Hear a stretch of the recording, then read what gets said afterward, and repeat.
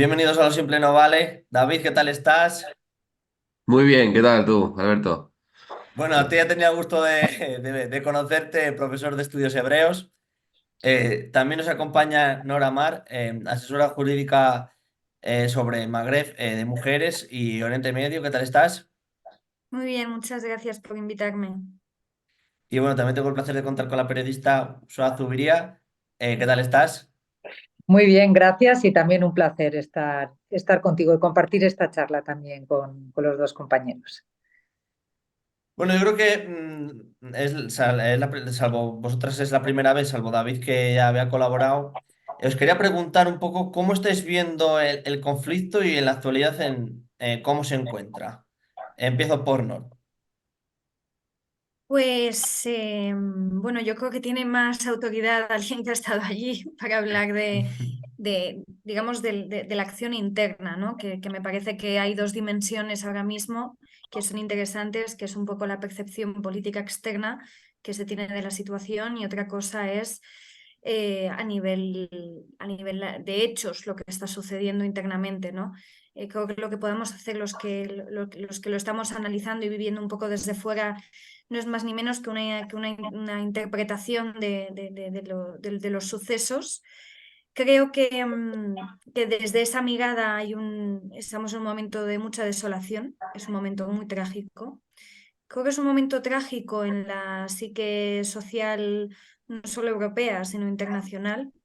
Creo que este conflicto, que para mí no es un conflicto, ¿no? Sino que es una respuesta clara de base de un orden mundial que está establecido sin que esto suene a conspiración alguna, de forma que eh, la voluntad general de las naciones no tenga la voz y el uso y la potestad para poder parar a tiempo un conflicto de estas dimensiones y que eso genera que muchos países y muchas naciones y haya una sensación social de cohesión que yo creo que es obvia y es clara, pese, por supuesto, a las discordancias que existen. Creo que es desolador y creo que bueno, iremos analizando un poco aquí lo que pasa y sobre todo las lecturas que podemos hacer de esto, porque creo que hay muchas lecturas y hay muchas conclusiones que no solo son de los hechos bélicos en sí, sino conclusiones en torno a la mirada política que tenemos de repente ante una aniquilación, básicamente. Entonces, bueno, esta es un poco mi aportación. Eh, Ursula, ¿cómo lo has visto tú estando allí? Sí, pues yo estoy de acuerdo con ella, que estamos en que es desolador y trágico y luego sobre todo que yo no veo una salida fácil a la situación y al conflicto, ni por la posición de Israel, ni también por algunas soluciones que a mí me parecen un poco escépticas sobre la gestión del futuro de Gaza. Y luego, bueno, pues sí, yo creo que además es en un momento en el que también veo la situación enquistada y porque se ve que yo creo que no está consiguiendo Israel, por mucho que pretendiera militarmente terminar con Hamas, y que yo creo que eso es algo imposible.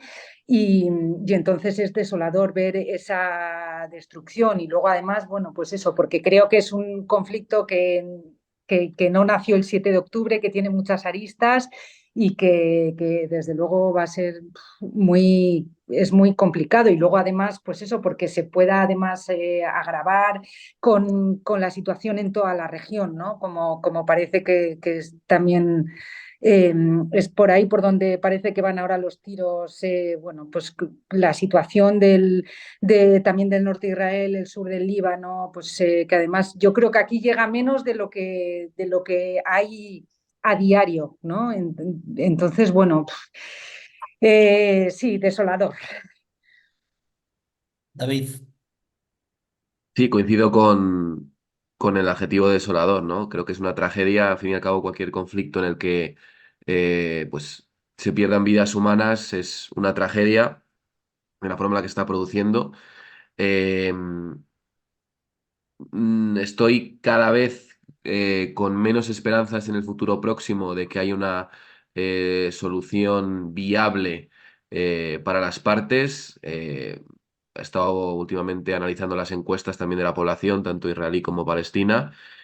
Son muy desalentadoras. Esta se ha publicado justo hace pues 5 días otra encuesta por el Instituto de la Democracia Israelí, que ha dicho que bueno, la población de Israel apoya las acciones del gobierno en gran medida, no está a favor de una posible nueva fase de la guerra, que por ejemplo Blinken está desde Estados Unidos promoviendo, una fase pues, de control, una fase de alto el fuego.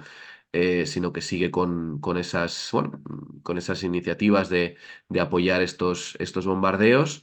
Y por la parte en Palestina, también revisando las encuestas publicadas por el propio Centro Palestino de Encuestas, ¿no?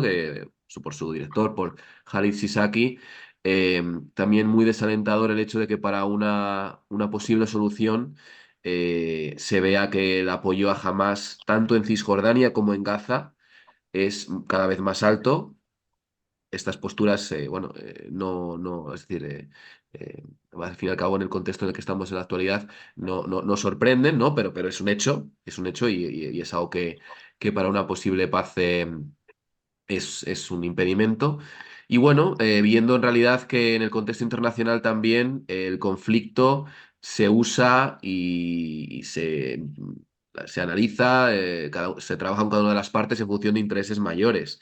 Veremos ahora con la gira que ha hecho Blinken, en la cual ha vuelto a estar con Arabia Saudí, con estos países, para intentar que no haya una escalada regional.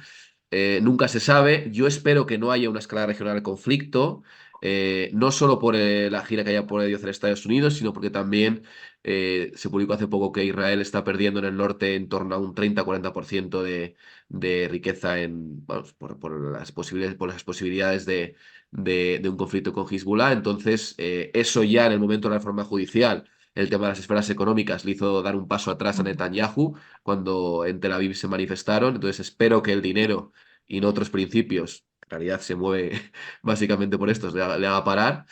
Y yo con mi esperanza de que en realidad se trabaje para algo que llevamos mucho tiempo esperando, ¿no? Que es una paz en ambos territorios, una solución viable, más allá del margen de intereses de potencias que lo único que quieren es sacar el mejor partido en este conflicto. Es solo, sí, Dios, ¿es decir algo? No, no, que coincido con lo que con muchas de las cosas que también que ha comentado David.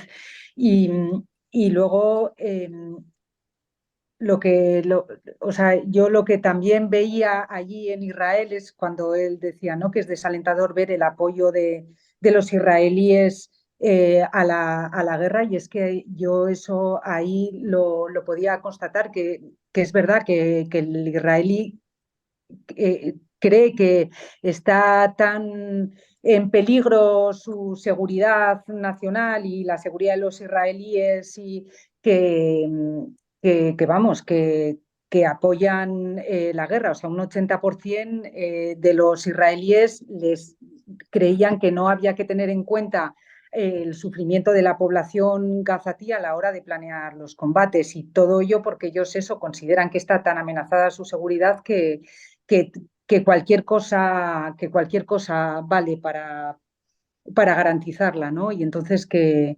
eso es desde luego desolador. Y luego también, pues también coincido en lo que decía, que eso, que aunque yo comentaba eso, que es verdad que la frontera norte y las noticias que llegan de ahí, pues apuntan a que puede haber o que pueda agravarse el conflicto en la región. También es verdad que hasta cierto punto puede no interesar del todo que eso vaya más.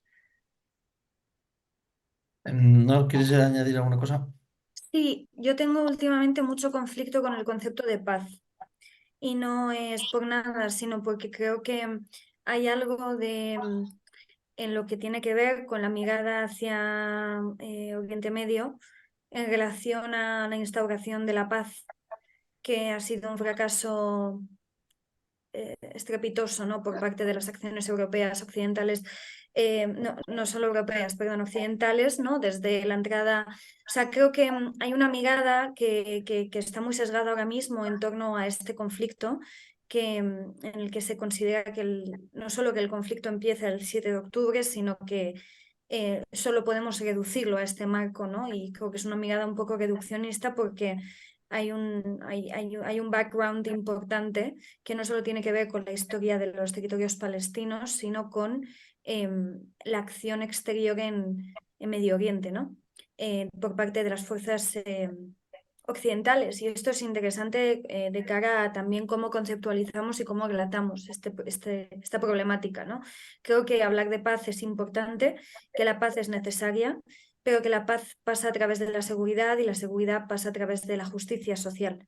Creo que es muy difícil y creo que este es el problema a largo plazo que se va a generar, y es que hay una pérdida de legitimidad de las instituciones muy grande, y esto está llevando a una crisis social importante porque, bueno, de repente hay un despertar social, no solo dentro de los países que ya viven las consecuencias de las misiones extranjeras en el exterior occidentales, sino desde el punto de vista de, bueno, pues Europa, ¿no? O sea, yo creo que ha habido un despertar importante en el que se entiende que las potencias mediadoras, como debería haber sido Naciones Unidas, realmente carecen de una organización democrática interna, que esto es muy importante. Entonces, hay una forma de relatar la democracia que realmente no coincide con la forma de ejercerla internamente para tomar decisiones que sean beneficiosas para todos. Entonces, yo creo que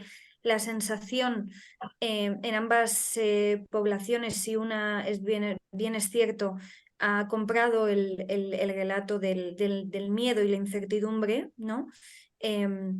Como es en el caso de la población israelí, porque es el relato político dentro de Israel. En el otro lado, el relato es la falta de justicia, ¿no? Y yo creo que tanto el miedo y la incertidumbre como la falta de justicia y la falta de una mirada humanitaria hacia una población provocan no solo choques frontales importantes, sino consecuencias a medio y a largo plazo que creo que no nos estamos viendo venir. Y de hecho creo que eso es lo más problemático de esto, ¿no? Creo que hay una cuestión que deriva en que las siguientes generaciones van a heredar un relato, y que unas van a heredar un relato que tiene que ver con un concepto de seguridad a todo precio, lo que no es cierto ni certero ni cumple con básicamente la legalidad internacional, y otro con un concepto de no reconocimiento de la legalidad internacional por no haber sido protegidos por ella, ¿no? Entonces, realmente hay un problema de base, y es que creo que se está jugando un juego que en el medio y largo plazo va a dejar de tener las mismas reglas para unos que para otros. Estamos viendo, yo creo, que solo la erupción de muchos años de tensión también, eso es así. Y esto va a hacer que el conflicto, para mi gusto, degenere. Y no solo degenera en el caso o sea, no solo va a degenerar internamente, ¿no? En la población palestina, tanto del de quienes se vayan como de quienes se queden, sino de toda la mirada hacia esta impunidad con la que las acciones por parte de un Estado se ejercen. Lo que no quita, por supuesto, responsabilidad al terrorismo cometido, pero del terrorismo cometido sabemos mucho, por lo menos los que provenimos de países árabes. Lo hemos visto con ISIS, que era básicamente una cuestión que veíamos súper lejana e imposible de alcanzar. Existió, se dio, hubo un Estado islámico que tenía esclavizadas a mujeres. Pero es verdad que elevar el terrorismo a lo estatal tiene consecuencias devastadoras internacionalmente. Y es porque creo que no se reconoce con tanta facilidad la problemática de las acciones tomadas, ¿no? Creo que todos somos capaces de reconocer que los ayatolás tienen un estado también basado en el miedo y en la coacción estatal y en la violencia estatal, en el que, bueno, hay unas normas que de no cumplirse tiene consecuencias. Todos reconocemos a los talibanes, todos reconocemos a lo que fue el Estado Islámico, pero cuando se eleva a una cuestión institucional de estatal, de Estado, la violencia legítima que se considera, entonces se empiezan a generar dudas que se consideran razonables. Y bueno, creo que esto va a tener consecuencias no solo en un posible despliegue del conflicto a otros países colindantes, sino en cuál va a volver a ser la relación para con el terrorismo o para con la violencia de los países colindantes. Y esto, obviamente, creo que es algo que no se está teniendo en cuenta. David. Bueno, yo la verdad es que sí que espero, de hecho es muy, creo que está muy bien haber hecho la entrevista, esta sesión hoy, porque el jueves y el viernes se van a celebrar las sesiones en la Corte Internacional de Justicia, en las cuales, bueno, Sudáfrica ha llevado al gobierno actual de Israel bueno, por cuestiones de alguna acusación de genocidio, ¿no? Entonces, a mí, creo que bueno, veo las cuestiones que no son tan perfectas, ¿no? En nuestro sistema, en nuestras instituciones, pero yo confío en estas instituciones y espero que si todo lo que se haya cometido, ¿de acuerdo? La categoría jurídica que se tenga que dar, pues que se delimite, ¿no? Decía hace poco, estaba viendo una entrevista del que fuera cónsul en España en Jerusalén, que es este Ignacio García Valdecasas, y él decía que no había que poner tanto el acento en si vamos a calificar una cosa de este tipo como genocidio, crimen de guerra o no, sino había que poner el acento en salvar la víctima, es decir, salvar la vida humana, y luego ya dejar a los que son expertos en la materia en delimitar qué categoría tiene este tipo de acto o los que haya tenido, ¿no? Entonces, yo desde mi punto de vista sé que es complicado, sé que estas resoluciones llevan su tiempo y demás, pero bueno. Confío en los procesos. Israel, el gobierno de Israel ha aceptado presentarse, va a presentar sus alegaciones defendiendo que no ha habido ningún genocidio. eh, y bueno, yo espero que la Corte determine lo que tenga que determinar, ¿de acuerdo? Sea lo que tenga que determinar. De todas formas, para mí, es decir, yo no soy un experto en derecho, como honor, entonces no sé determinar que si esto, lo que ha sucedido en estos meses que llevamos, pues es genocidio, crimen de guerra o no. Lo que me importa es que se han perdido vidas humanas, simplemente. Es decir, ojalá no se haya perdido ninguna, ojalá no se pierda ninguna más. Y ya dejo si cualquier cuestión que se haya cometido y que sea punible, pues confío que las instituciones lo hagan, ¿no? Y bueno, creo que voy a ser breve con esto, creo que una de las cosas que tenemos que hacer desde Occidente, ¿no? Desde fuera, más o menos, no voy a hablar del término Occidente, sino desde fuera del territorio, es, desde mi punto de vista, ver que ambas realidades son muy complejas, ¿no? Ver que tanto la realidad y muy volubles y cambiantes, es decir, pese a que ahora mismo en Israel haya un apoyo a las estrategias que lleva el gobierno de Netanyahu, ¿de acuerdo? Si uno ve todo el apoyo en los últimos años, se ve que es una tendencia mayor, pero también se ve que estos apoyos en ciertos momentos, como con la reforma judicial, sufren picos que caen, o sea que la población israelí además hay más estudios en tema de seguridad y de tal, se ve que cuando ese apoyo, ese relato de todo vale por nuestra seguridad, bueno, eso aumenta cuando la población civil sufre un ataque terrorista, ¿no? En ciertos discursos es cierto que está casi presente, como los discursos de extrema derecha, de sionismo religioso, etcétera, ¿vale? En esos casi siempre está ahí, es una justificación de lo que hacen, pero en otros no, ¿no? Y lo mismo sucede en los territorios palestinos. Es decir, si vemos hace las últimas encuestas también del propio Centro de Estudios Palestinos, el apoyo a Hamas había disminuido antes de la guerra, ¿de acuerdo? De hecho, Hamas yo creo que uno de sus objetivos era volver a reivindicarse en el territorio y esto vuelve a subir. Entonces, eh, creo que de cara yo cuando hablo de paz, hablo sobre todo en términos de las personas que la quieren construir desde allí, ¿no? A mí me gusta mucho, por ejemplo, la iniciativa de Holy Land Confederation, que hacen tanto palestinos como israelíes, como Hiba Husseini, como Yossi Beilin, y un gran grupo de palestinos israelíes que tratan de esta nueva iniciativa, ¿no? Es una iniciativa que es una actualización de la solución de los dos estados con la realidad actual. Y me gustan los términos que emplea, ¿no? Y ahí ven todo lo que también nos ha comentado y lo que sobre todo hacen es mostrar que esto es la realidad plural de este conflicto, ¿no?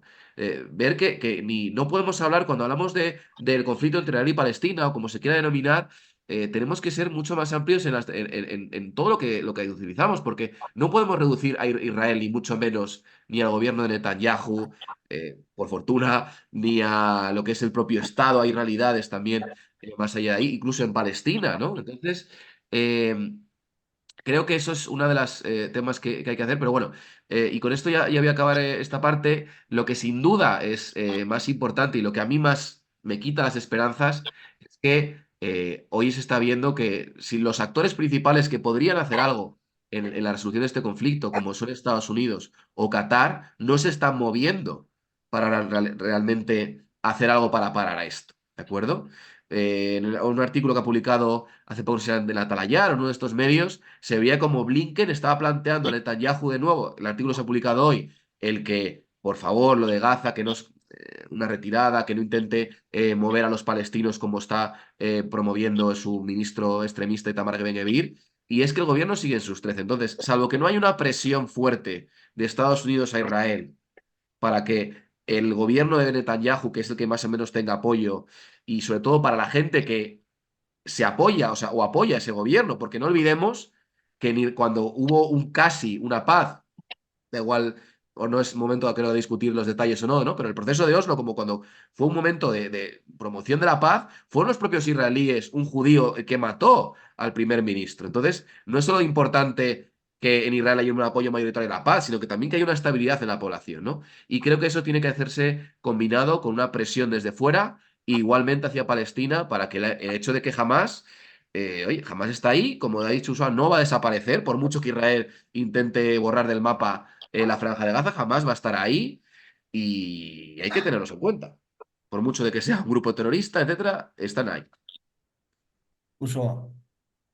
No, y además, como decía él al principio, que hay una encuesta que dice que jamás, que además el apoyo a Hamas ha subido también en Cisjordania. A mí lo que también me parece un poco desalentador lo que decía antes, ¿no? También el escepticismo sobre algunas soluciones, ¿no? Porque luego, además, yo creo que a mí, como periodista, también lo que más me costaba, y hablábamos antes de ser o no que es un conflicto muy extenso y muy complejo y que a veces es difícil entenderlo desde aquí si no se tienen toda la información y todos los elementos en cuenta, ¿no? Y entonces, claro, no, ni Cisjordania es Gaza, ni la autoridad palestina es Hamas. Entonces, o sea, me refiero que, por ejemplo, a mí me parece un poco escéptico cuando Estados Unidos también habla de una solución de la gestión de Gaza, que dice, bueno, pues que se ocupe o que se haga cargo la autoridad palestina. Y dice, espera, a ver, si ni siquiera dentro de Cisjordania también ahora mismo la autoridad palestina hay una desafección de la población con la autoridad palestina. Entonces, ¿cómo se va a hacer cargo? Entonces, ahí es donde digo yo que es desalentador ver cómo además me parece muy compleja la solución. Yo quiero decir una cosita con respecto a lo que has comentado, David, bueno, de la Corte Internacional de Justicia. Y es que si bien es importante que haya un país que dé un golpe en la mesa y diga vamos a ver qué está pasando aquí, vamos a denunciar a Israel, no son vinculantes ninguno de los fallos que tenga esta Corte, ¿no? Esto es muy importante a tener en cuenta porque los revuelos también se producen a veces como en función a nada. La Corte Penal Internacional, que es la corte que puede ajusticiar por crímenes de lesa humanidad, por crímenes de guerra y por crímenes de genocidio, es una corte que no reconoce Israel. Entonces, claro, de verdad que yo sí que creo que hay consecuencias que nos están migrando en el medio y largo plazo con los países colindantes y con lo que esto va a generar y lo que esto está generando ya, pero también creo que hay hechos obvios y los hechos obvios creo que es importante nombrarlos, no por nada, sino porque creo que es la forma que tenemos también de mirar con honestidad un conflicto que no estamos viviendo internamente, sino que estamos mirando desde fuera. La Corte Penal Internacional, no la que conoce ni Estados Unidos ni la que conoce Israel, consideran que el órgano mediador a nivel penal y a nivel internacional de justicia es un órgano que no puede básicamente tomar medidas ni tomar acciones en contra de ellos. La Corte Penal Internacional encima tiene un mecanismo muy interesante, y es que no ajusticia hechos ni ajusticia como tal una ambigüedad general como es un Estado. Ajusticia a quienes cometen o perpetran estos crímenes, es decir, quienes dan las primeras órdenes para que se lleve a cabo un crimen de lesa humanidad, un crimen de guerra o un crimen de genocidio. Esto es importante porque entonces, si Israel fuese al final a la Corte Penal Internacional, sería Netanyahu quien tuviese que sentarse junto con sus más cercanos en el banquillo, ¿no? No se sienta un país entero, no se sienta una nación entera, se sienta los perpetradores. Y esto es importante por una cuestión de justicia transicional que hace falta y que yo creo que le va a hacer falta también a la población israelí el día que también se dé cuenta de las consecuencias desorbitadas que ha tenido la palabra seguridad en nombre de la protección nacional. Y luego también en esta altura de migas que tomamos también de cara a explicar obviamente que es una cuestión compleja, evitamos también pues lo que estaba diciendo Usoa, ¿no? Cuál es realmente la legitimidad que está teniendo cada uno de los aparatos y de los dispositivos políticos existentes hoy en día. Pues la autoridad palestina es normal que no esté reconocida porque al final no deja de comulgar con una ocupación ilegal. Creo que el problema de los debates que estamos viendo y que se está teniendo hoy en día es que parten de status quo completamente distintos. Entonces, creo que si no se parte de, vale, estamos hablando entonces de una ocupación, perfecto, ahora consolidado el concepto de ocupación, ¿cuál es el problema y qué está pasando? Consideramos que Hamas es una milicia que comete actos terroristas y que atenta contra la seguridad nacional de Israel. Entonces, bajo mi punto de vista, apelar a la complejidad sin nombrar lo que ya sabemos que existe, que obviamente no solo Hamas no se va a extinguir, sino que va a crecer. Hamas tiene generaciones de relevo hoy en día, y esas generaciones de relevo las ha prescrito un país que ha decidido matar a bocajarro a niños y a civiles. O sea, entonces obviamente lo que ha hecho ha sido acrecentar la sensación de impunidad. Y cuando se acrecenta la sensación de impunidad, el terrorismo ni siquiera se plantea como terrorismo, se plantea como resistencia. Y ese es el problema más grave que tenemos, que ante la falta de una solución justa, los actos de violencia se convierten en actos de resistencia. Igual que para unos el acto de resistencia es aniquilar al otro, para otros el acto de resistencia es el terrorismo. Y, y el problema de esta mirada que tenemos, bueno, que obviamente no está allí, es que, por ejemplo, obviamos que en Líbano la sensación es de estar en un conflicto bélico. O sea, la sensación es de que en cualquier momento va a pasar algo, si no está pasando ya, como hemos visto hace nada, ¿no? En Beirut. Y, y bueno, de cara también a lo que ocurre legalmente, yo creo que y esto yo sí que invito a que todo el mundo lo haga como de forma general normalmente, ¿no? El Estatuto de Roma, que es el que recoge todos los delitos, es un estatuto muy claro, muy obvio, que recoge cada uno de los delitos que constituyen un crimen de lesa humanidad, un crimen de genocidio, un crimen de guerra, básicamente. Pero también hay que tener como la voluntad de comprender los conflictos desde la verdad legal que existe en ellos, ¿no? Otra cosa es la verdad luego política interna de cada una de las partes, que obviamente la parte legal nunca va a acabar de subsanar, o sea, las partes siempre van a quedar, yo creo que siempre se van a quedar con la sensación de que hay cosas que no están hechas. Pero el Estatuto de Roma, como la Convención de Ginebra del 51, se crean para ser mecanismos que eviten la impunidad y que eviten que estos conflictos se produzcan de una forma tan salvaje.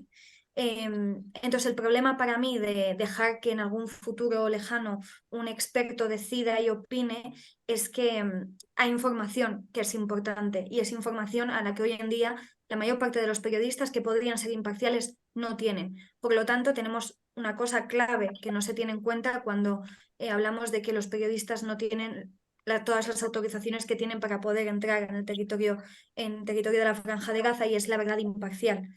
podemos pedirles a los periodistas desde dentro que nos cuenten lo que pasa, pero nos están quitando probablemente la mirada más importante, que es la mirada imparcial de quienes se adentran desde fuera, ¿no?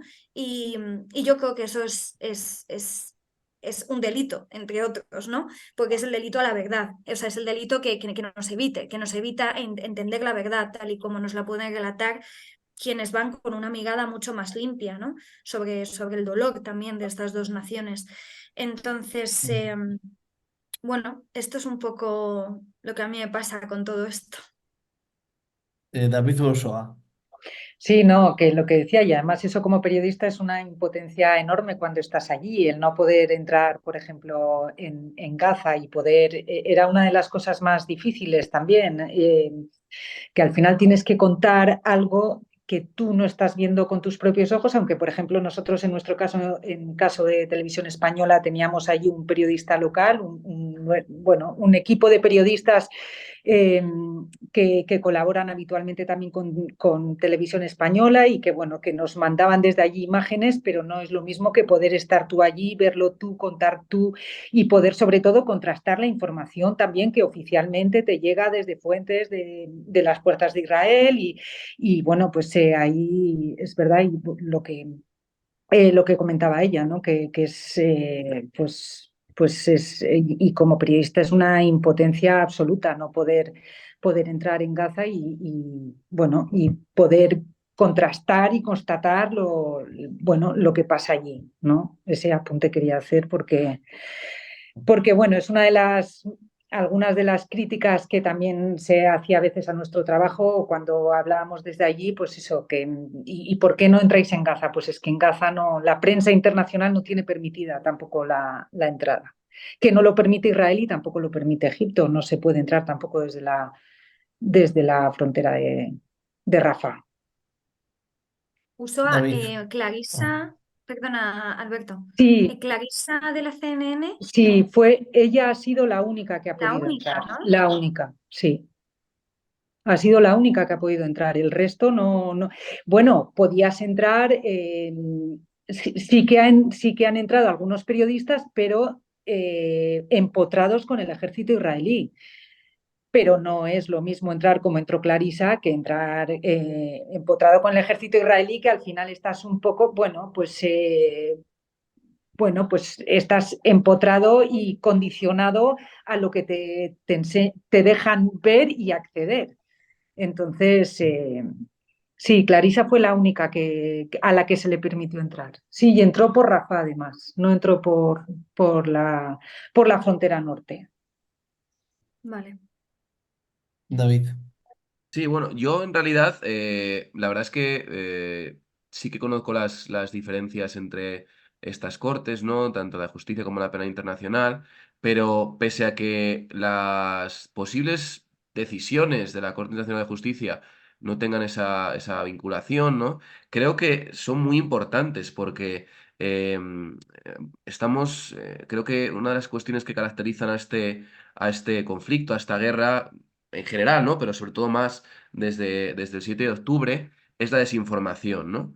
Em, y creo que estos procesos pueden abrir una etapa de información, una etapa en la que se evalúe todo lo ocurrido, se vea por qué el gobierno de Israel ha respondido, en qué manera y en qué sitios también, eh, se vea qué ámbito de desproporción ha podido haber en cada una de las acciones cometidas, el papel sí ha tenido también Hamás de la cuestión de los escudos humanos, ¿no? Y creo que esto es muy interesante que se aborde y que públicamente la sociedad pueda tener un conocimiento de todas estas cuestiones, porque otro de los problemas que está teniendo este conflicto es el que esas voces o esas espíritus que no y que yo estoy de acuerdo que tendrían que ser limpios, el problema es que no lo son. Yo estoy viendo muchas lecturas de muchas personas, ¿de acuerdo? Es decir, nadie es 100% neutral en la vida, eso está claro. Entonces, no, yo una persona que me venda la neutralidad absoluta, desconfío de primeras, ¿no? La cuestión, lo importante en esto, al fin y al cabo, no es tanto, creo que es muy importante ver de dónde partimos, pero más allá a dónde queremos llegar, ¿no? Y en el conflicto lo más importante es el dónde queremos llegar y es la paz. Si tenemos claro, la paz o la resolución y el que ambos pueblos puedan tener un desarrollo respetuoso con sus identidades, libertades, etcétera, ¿no? Si ese es nuestro fin y es un fin honesto y claro, seguramente que donde partamos, pues cambiaremos muchas de nuestras condiciones de partida, ¿no? Y el problema es ese, ¿no? Que muchos de estos análisis que estoy viendo se están haciendo bajo una pretendida objetividad, apoyando ciertas posturas, ¿no? Entonces yo, la verdad que no sé lo que decir a la Corte, pero tengo la esperanza de que esto sea un proceso público, de que se vea, bueno, cómo va a ser, que lo sé, y que se vea toda esta acción que ha sucedido en Gaza, ¿no? Toda esta respuesta, que si tiene algún tipo de decisión a que sea, pues contribuya a que esto de una vez por todas acabe, básicamente por el hecho de que se deje de echar en falta, ¿no? Se deje de matar a personas, ¿no? Que tengamos que seguir lamentando la pérdida de vidas humanas. Y luego, creo que también es importante que en las cuestiones que comentabais y que también que comentaba Nor, el hecho de el tema de los relatos, una de las características, una de las, básicamente, de los problemas que tiene este conflicto es que solo en el nivel académico y muy minoritario, eso lo digo por experiencia, por las cosas que he hecho con académicos tanto israelíes como palestinos, tanto de Gaza como de Cisjordania, israelíes pues de tanto el ámbito más conservador de Jerusalén como el de Tel Aviv, hay muy poco acuerdo en las narrativas. Y una de las cuestiones que precisamente creo que fueron, bueno, que creo que fueron y que los que han investigado sobre esto más también lo dicen, es que uno de los problemas que ha habido en los procesos de paz de los años 90, los principios de los 2000, es que la discusión sobre el tema de las narrativas, sobre el tema de que eso no es ocupación, el tema de toda la cuestión de los relatos, se dejó para el final. ¿De acuerdo? Se dejó para el final. Y eso hizo que cada una de las poblaciones, tanto las israelíes como las palestinas, en estos procesos de paz de los años 90 y 2000, fallidos al final, tuviesen mucho rechazo por cada una de las partes, ¿no? Entonces, creo que es un ámbito en el que también hay que trabajar eh, a dos barajas, es decir, hay que trabajar tanto en el ámbito de soluciones qué forma de configuraciones tal vamos a tener, pero también en esas iniciativas que promueve, por ejemplo, la Asociación de Paz para Oriente Próximo, que está presidida, una de sus máximas, bueno, dirigentes es Huda Warkub, que es palestina, que conozco, es una gran especialista, y en la cuestión de las iniciativas persona a persona, ¿no? Como es en estas narrativas, ¿no? Entonces, bueno, no sé si pegaré uno idealista, pero tengo la esperanza en estos dos temas y sobre todo en esclarecer con este proceso que ahora se abre en esta Corte Internacional de Justicia, qué es lo que ha pasado, qué es lo que está pasando y que por una vez por todas a ver si podemos llegar a un fin de la violencia y el camino hacia la paz se puede iniciar. Escuchándole a David, precisamente además desprenderse un poco de lo emocional también es una de las cosas que creo que tienen que hacer los periodistas y que a veces también desde allí es difícil, ¿no? Y luego, pues eso, que yo eh, también, yo creo que partiendo de la base de que yo creo que la respuesta de Israel es desproporcionada. Yo creo, vamos, al ataque de Hamas, esa respuesta yo creo que es absolutamente desproporcionada porque no creo que, bueno, pues que hay un sufrimiento de la población civil que yo creo que en ese sentido es, vamos, es evidente. Eh, pero también a veces, y hablando del relato, ¿no? O sea, yo creo que también aquí cuesta ponerse en la mente también o en la piel del israelí, ¿no? Que, o sea, yo no, eh, ay, no sé cómo explicar esto, pero eso, que al final viviendo allí te das cuenta, y hablando de esa falta de sensación de seguridad que ellos tienen respecto al resto de países árabes y de la amenaza que ellos sienten, y entonces a mí lo que yo no sé hasta qué punto aquí no se entiende la mentalidad israelí, cómo ellos están tan convencidos, pero además es que eso es una cosa súper generalizada, de que la única solución eh, para garantizar la seguridad de Israel es terminar con Hamas. Y ellos están convencidos de que ya no hay ninguna otra solución respecto a Gaza y están, vamos, en ese sentido, cómo apoyan la invasión y lo que está haciendo el gobierno israelí. Y en eso hay una unanimidad, que eso es también lo que da un poco eh, pues de miedo al ver que esto es algo como imparable. No sé si me... Yo sí te he entendido. Sí, sí, No sé sí, o sea, es yo que te he me entendido. cuesta transmitir un Mm. poco esa sensación que se vive ahí como sociedad israelí, que ellos consideran que no hay otra. O sea, ellos, eh, yo creo que además Israel se sentía hasta ahora o en esa situación estaba cómodo teniendo un poco por un lado, Cisjordania gobernada por la autoridad palestina y Gaza por Hamas tenía a los palestinos, digamos, divididos. Yo creo que ahí se sentía cómodo pensando que tenía pues las dos zonas medianamente controladas, aunque cada X tiempo lanzaban algunos misiles desde Gaza, pero bueno, yo creo que ahí se sentía cómodo, incluso estaba a punto de normalizar sus relaciones con Arabia Saudí, que yo no sé hasta qué punto también tiene mucho que ver este ataque de Hamas para parar esa normalización de relaciones que ya iba a suponer como casi la imposibilidad de la solución de los dos estados, porque yo creo que si se normalizaban esas relaciones sí que iba a haber algún tipo de beneficios para los palestinos o ciertas mejoras, pero yo creo que, que iba no sé, iba a conllevar también eso a normalizar un poco la situación de ocupación que tenía Israel. Eh, y entonces, en ese sentido, Israel se sentía cómoda y no, yo creo que no esperaba en absoluto este ataque, aunque, bueno, me imagino que los servicios secretos sí que habrían alertado, pero yo creo que no se creían que pudiera ser capaz de eso. Y entonces, yo creo que pues ahora ya consideran que no hay otra solución o se aniquila a Hamas o al final no hay otra alternativa respecto a su seguridad. Un placer y luego me veo lo que hayas dicho también, Nor, y espero que nos veamos en otra ocasión, ¿de acuerdo? Encantada. Vale, hasta Gracias. luego. Yo creo que sí que hay algo, por supuesto, hay una mentalidad impuesta en la que de repente te cuentan que solo sobrevives tú si el otro muere, ¿no? Que es en este caso si jamás se extingue. Lo que pasa que, claro, cómo se construye el relato hace que tú humanices o deshumanices a unos y a otros.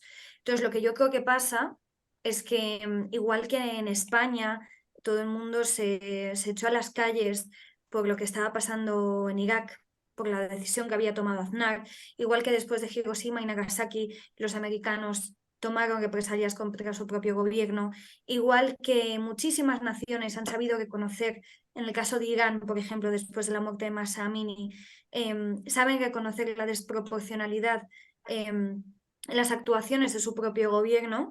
Creo que en este caso estamos ante, bajo mi punto de vista, en ambos casos tratando, o sea, hablando de poblaciones que están profundamente convencidas de que no pueden convivir y que no pueden convivir porque la existencia del otro amedrenta la suya.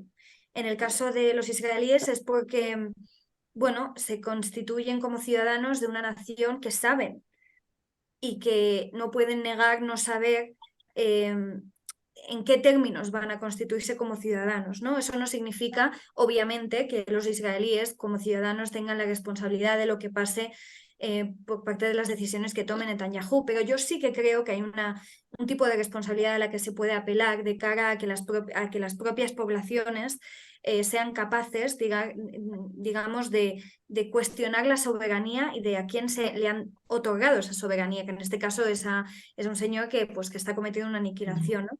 Eso no significa, obviamente, que no considere que obviamente hay postulados de ambos lados que sí que podrían convivir perfectamente, sino que creo que hay algo que está pasando en este conflicto que no ha pasado en ningún otro, y es que por primera vez, bueno, sobre todo, bueno, yo que tengo 26 años casi, como generación, yo he dejado de formar parte de los niños que, bueno, que les pedían explicaciones a los adultos sobre por qué pasaba lo que pasaba y por qué había pasado, y de repente me veo ante el hecho de decir, claro, es que esto está pasando in situ, en el mismo momento en el que yo estoy viviendo, y sobre todo lo estamos viendo en directo, que esto creo que es algo que nunca se había experimentado como población, ¿no? En el caso de las mujeres, de la evacuación de las mujeres afganas, fue muy violento ya de por sí, porque cuando empecé a trabajar, de hecho, por ejemplo, en las evacuaciones de mujeres afganas, teníamos que hacer frente a comprender básicamente que esas mujeres, pues en cualquier momento podía pasarles algo por los talibanes, ¿no? En el caso de Irán igual,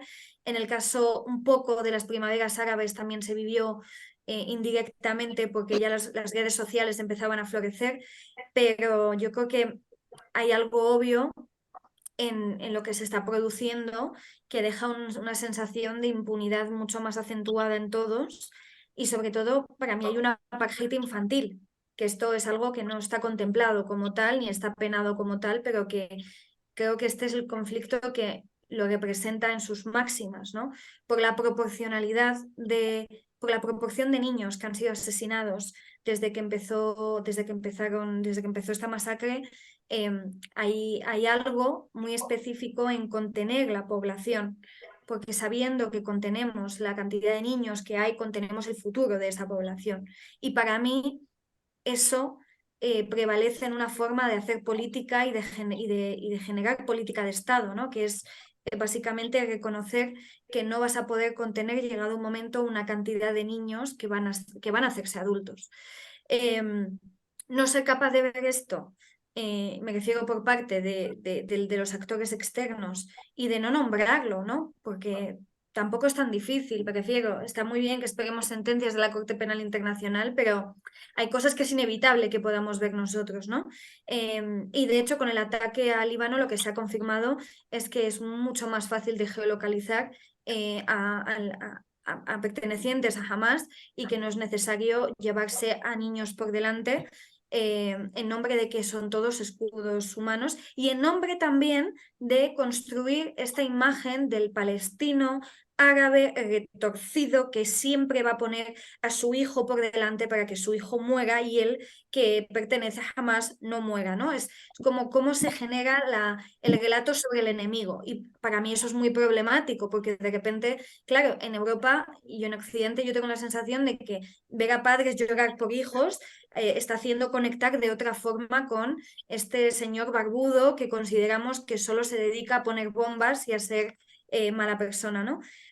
Creo que juegan muchos factores aquí, y creo que lo que es más triste es la deshumanización, tanto de unos como de otros, pero creo que falta mucha información veraz dentro también del territorio israelí, que le cuente, no solo, yo creo que les cuente no solo lo que está pasando, sino cómo están siendo vistos desde fuera, porque va a repercutir a la larga en cómo va a reposar este conflicto. Y bueno, yo no soy imparcial, yo creo que la verdad es una postura, creo que la verdad puede ser compleja, pero creo que existe, y que, bueno, también creo que como árabe no me permite tener una opinión menos sesgada que la que tengo, pero que creo que es lo más justa posible con lo que estamos viviendo, habiendo sido yo y siendo yo la primera en denunciar todos los extremismos que existen. Mira, estoy muy de acuerdo con lo que dices con la deshumanización, y precisamente yo creo que ese es uno de los grandes problemas también que hay en Israel, que la guerra que se ve aquí es muy distinta a la guerra que ellos ven. Entonces, cuando ellos también te acusan o acusan a Occidente de porque soy pues de antisemitismo y de porque os metéis con los israelíes, con Israel, pero es que ellos no ven lo que ocurre en Gaza. Los medios de comunicación allí eh, no están enseñando imágenes de las que vemos nosotros aquí de lo que ocurre en Gaza. O sea, se ven imágenes del ejército que distribuye el ejército israelí, de los bombardeos, de las incursiones terrestres, pero no ven pues eso, los bombardeos aéreos, las consecuencias de esos bombardeos, las muertes de niños, las imágenes que nosotros vemos por agencia que nos llegan o que se pueden ver en Al Jazeera, ¿no? Y entonces yo creo que eso es uno de los también problemas que hay, la desinformación también de los propios israelíes, ¿no? Y entonces eh, ellos lo único pues eso, que de lo que hablan, digamos, es o lo que importa es los rehenes, bueno, sí, los rehenes que están, la vida de los rehenes que están en Gaza, ¿no? Y entonces yo creo que eso es también un gran problema, la desinformación, totalmente. Y luego, pues la poca interacción también que hay entre los palestinos y los israelíes, ¿no? Y entonces, por eso genera al final un desconocimiento el uno del otro y un rechazo absoluto, y que cada uno tenga su narrativa, como decías. Claro, Y eso aleja la paz, Mm. desde luego. completamente. Y porque Sí. serían los propios israelíes los que podrían llevar a Netanyahu a la Mm. Corte Penal Internacional. Mm. Y eso llevaría a la paz. Mm. Pero claro, es inverosímil dada la situación ahora mismo. Sí, sí, sí, porque yo creo que en ese sentido hay un claro apoyo y una unanimidad y un apoyo a lo que está haciendo el gobierno israelí y al objetivo de terminar con Hamás. Y bueno, y de hecho, una de las evidencias fue que justo antes del ataque de Hamas, estaba esa amenaza de los reservistas con el tema de la reforma judicial, que decían que, bueno, pues que no se iban a presentar en caso de que fueran de- o necesarios. Y luego ya después del ataque, vamos, se presentaron todos los reservistas habidos y por haber eh, para responder a esa llamada a filas del gobierno israelí, ¿no? Entonces, pues ahí ves que cuando pues es lo que decía, que cuando está en juego para lo que ellos consideran que es su seguridad, pues no, por eso ahí yo creo que no van a ser los israelíes, desde luego, los que sienten en el banquillo a Netanyahu, No, porque no, para nada.